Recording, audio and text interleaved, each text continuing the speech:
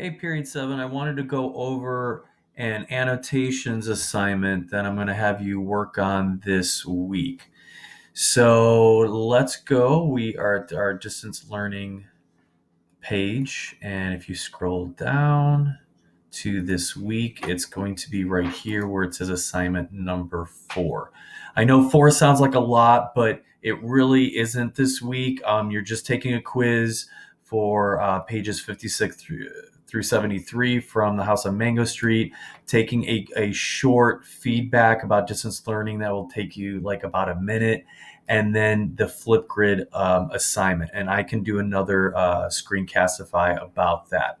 But I really want to focus on this website that's used to annotate. It's called Kami.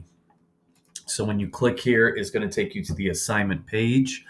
And here are all the instructions. So it's a digital annotation website. It's called Kami. I don't know if any of you have had any experience using it in another class. I know we haven't, but since we're distance learning for the rest of the school year, this is a perfect opportunity to become familiar with it.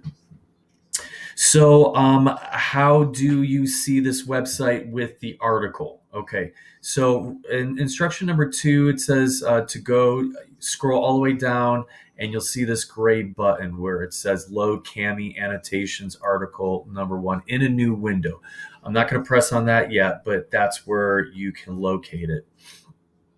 And so you're going to be reading an article, and the article is about how neighborhoods have a long-lasting effect on a child's behavior. And this is a pretty fitting article given the context of the house on Mango Street and Esperanza's experience growing up pretty much on Mango Street.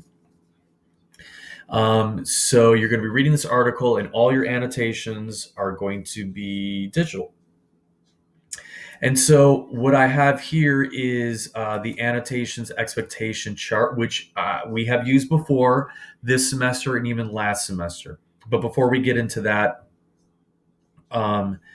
this 20 points, and I'm using the rainbow rubric for your annotations, and the learning goal says I can annotate the text. A neighborhood's quality has a lasting effect on a child's behavior, study finds by Barbara Benham. To help me raise open-ended questions, identify concepts, forming connections like text to text, text to self, and visualize and summarize parts of the text. All right. My annotations should be sufficient to help my thinking.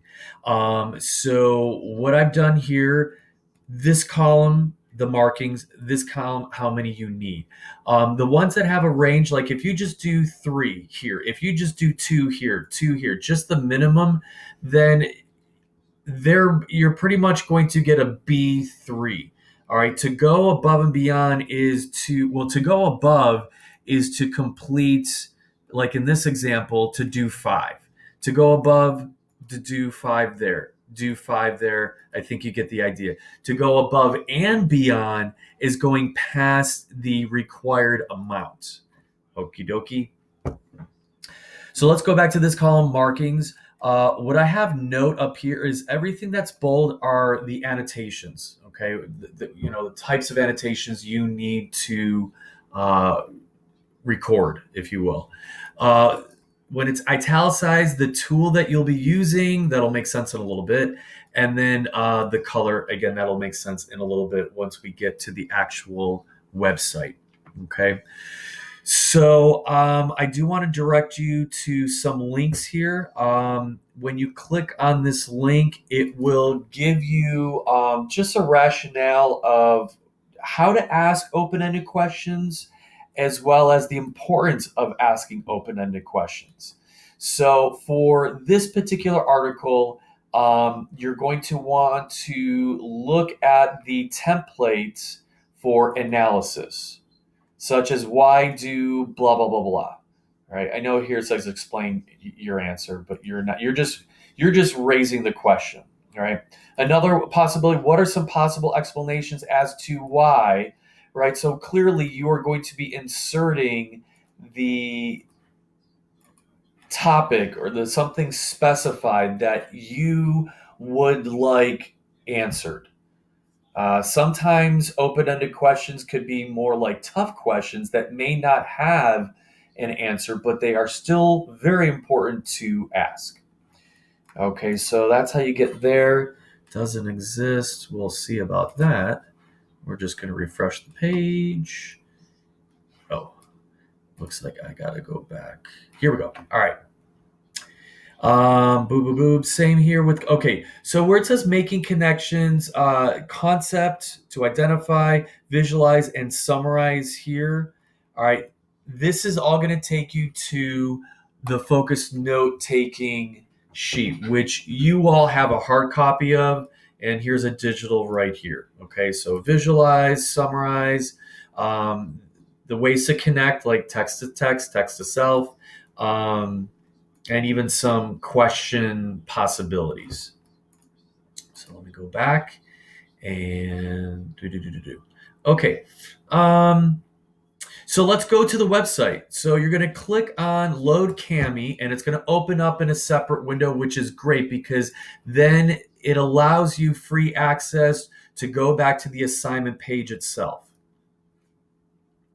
And here it is. This is the article. I know this is really large. This is the title, the subtitle, and then a visual, a photograph right there. And then here is the article itself. Not terribly long. All right. So a quick tutorial. When you click on that, it shouldn't ask you to sign in to your CV account, but if it does, just do that. That'll take 30 seconds. The majority of your annotations you're going to be using where it says text comment. All right. And then the color. So for example, all right, raising an open-ended question, I'm going to use the text comment and I'm going to make it blue. So when I go over here, all right, there's blue. And let's say my question. So my question is right here. Okay. Question number 1. And then I'm going to type my open-ended question, press enter, and then boom, it's saved. Oh, whoops, I didn't mean to write that question, or you know what? No, there's a lot of mistakes. You can just simply undo and it's gone. So that's kind of cool. There's going to be some other annotations where you have to draw. So I know with, let's see, circling, underlining, all right, that you're going to use this feature right here where it says drawing. So if I'm going to underline, if I need to circle, whatever the requirement is, it's all right there. Okay. And again, it saves automatically as if it were a Google document. I don't know if Kami, if Google owns Kami, they might, who the heck knows, but it's awesome. It saves automatically. So that's really it in terms of, you're just using this. This is the toolbar to the left. You're just using the text comment and the drawing. That's really it. And again, if you make a mistake, you can use this eraser or you just click on the undo button that would appear right here. Okay. So let's say that you have completed all of the markings. Awesome. And right here in step number 5, okay, you're going to click on the submit button. So it's actually twice. So let's say I've got all my annotations throughout the article. Boom. You would go where it says, let's see, let me make one right here just so you see what's going on. Comment. And let's say, okay, my comments. Okay, excellent. Okay, it looks like it's not going to show me because I think I'm the administrator. That's why. But here on yours, it's going to say the save icon along next to it is going to say submit. You're going to click on that, and a window is going to appear like right in this area, and it'll ask you to submit. I guess again, and it's a blue submit button. You click on that. It'll take a few seconds to save everything and to submit to me. All right. And then you'll know you've done so successfully because in that window, it'll say done, like in this particular area. Okay. And that's it. You don't need to go back to this page and submit assignment because you've already done so directly on the site, and I can go in my Google Drive and go to the Cami folder, and I will see your submission. So that's pretty much about it. Have fun with it. I think it's a cool digital way to annotate, especially right now. But also, I think you'll find the article pretty good too. But yes, it's about the content and your annotations clearly, but you're also practicing using this site, because I guarantee you will be using this in other classes, your 10th grade through 12th grade years. I'm pretty certain of that. And that should do it. If you have any questions, just please send me a text message or send me an email. All right. Thank you very much, and stay healthy, stay safe.